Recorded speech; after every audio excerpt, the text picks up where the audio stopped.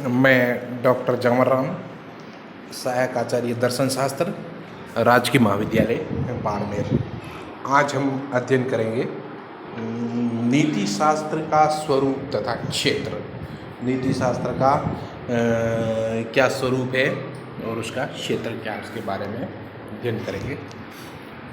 जब से मानव प्राणी ने दूसरों के साथ मिलकर समाज का निर्माण किया और उसी में रहकर अन्य व्यक्तियों के सहयोग से अपनी समस्याओं का समाधान खोजने लगा, तभी से उसे कुछ ऐसे नियमों की आवश्यकता पड़ी जो उसकी तथा दूसरे मनुष्य की इच्छाओं, रुचियों, आकांक्षाओं, उद्देश्यों तथा स्वार्थों में होने वाले संघर्ष को नियंत्रित कर सके और जिनका पालन करके वह दूसरों के साथ सुखपूर्व रहते हुए सामंजस्यपूर्ण सामाजिक जीवन व्यतीत कर सके।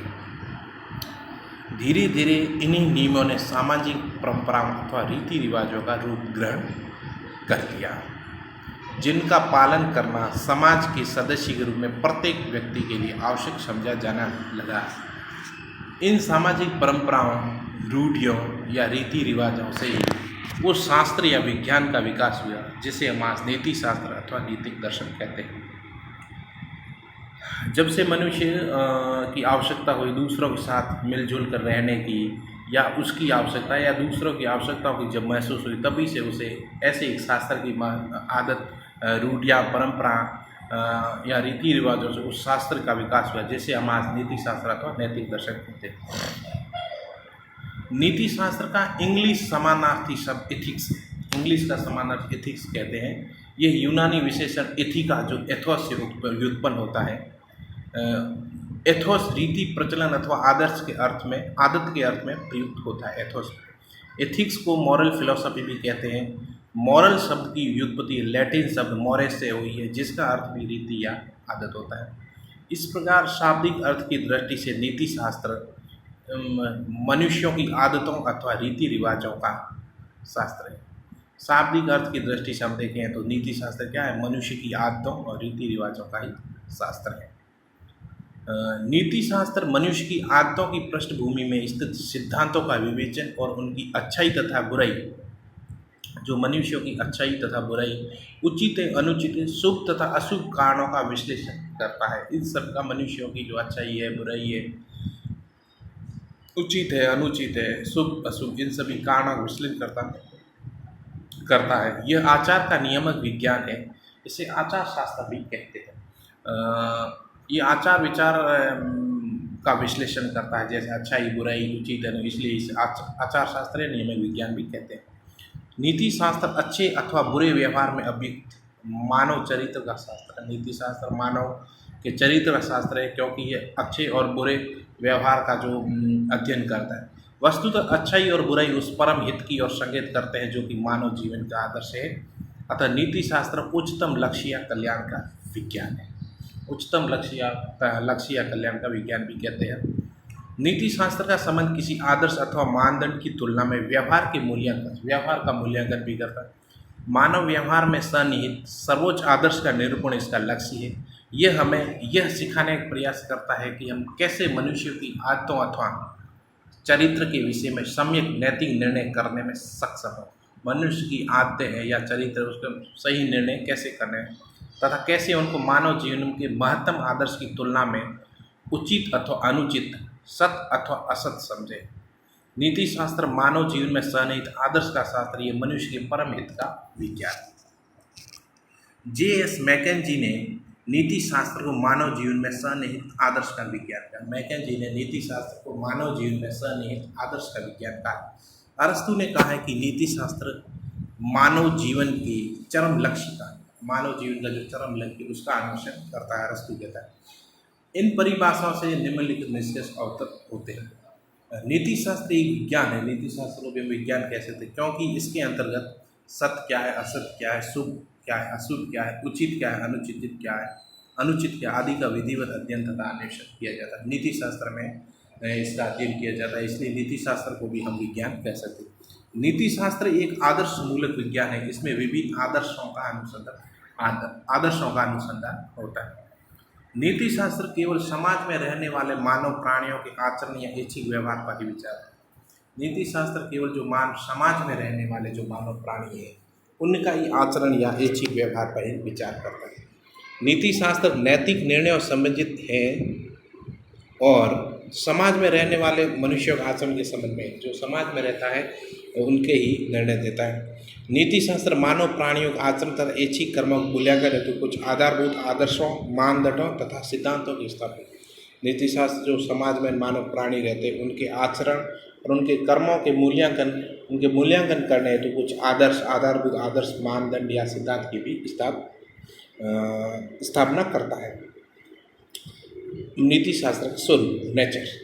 नीति शास्त्र एक आदर्श मूलक विज्ञान है। नीति शास्त्र एक नियामक विज्ञान है। ये हमें नियम बनाता है।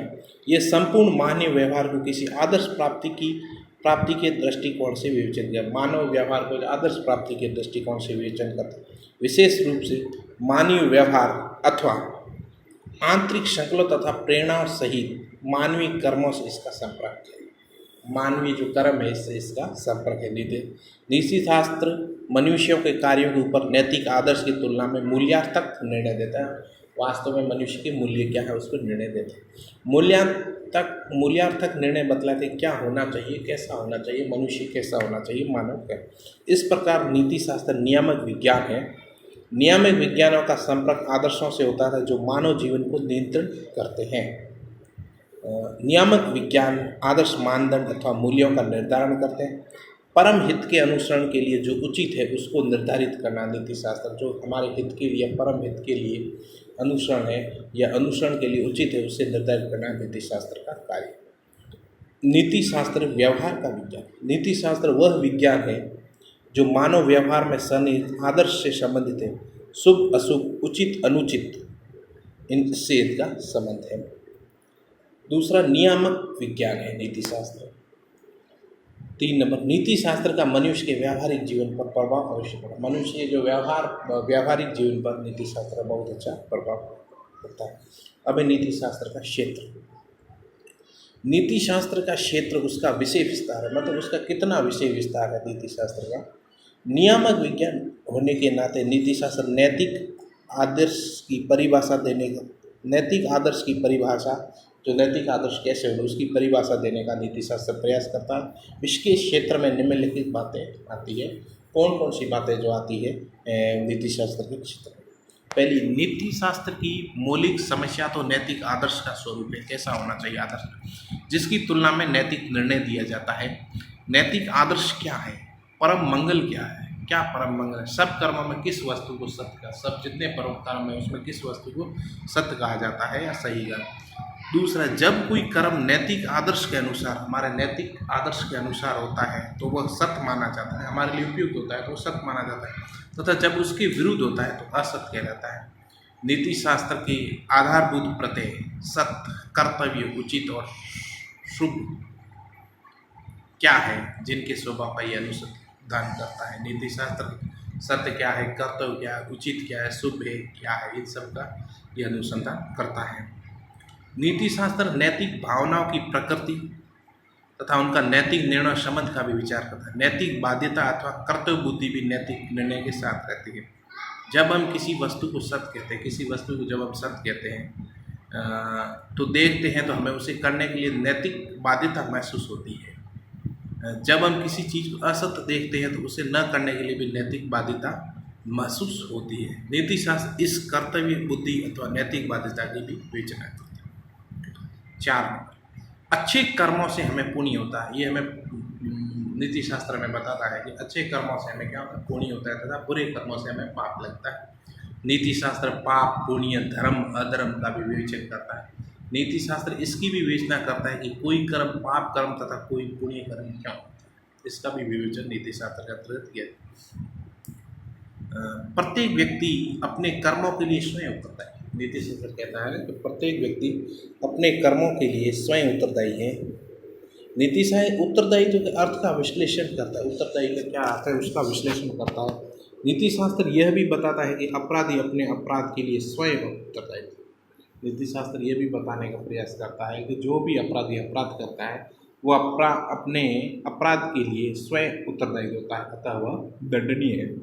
नीति शास्त्र मानव के कर्तव्य और चरित्र के गुणों का क्या स्वरूप होता है, ये भी बताने का प्रयास। नीति शास्त्र मानव का कर्तव्य क्या है या उसका चरित्र के गुण क्या है, उसका स्वरूप कैसा है, उसका भी बताने का प्रयास करता है।